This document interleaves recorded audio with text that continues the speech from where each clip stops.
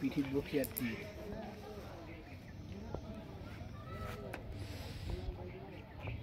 এই জন্য তো আইসেছিলাম মাস্টার ভাই। হ্যাঁ এদিকে আসতে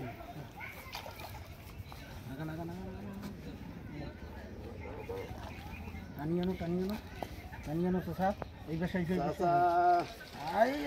এই যে ওকে দেবর খাইতে দেবর খাপ মালটা পাচ্ছি পিঠির না গিয়া মাস্টার। আচ্ছা আসুক দেবর খায় আসুক কেন অসুবিধা ছোট ছোট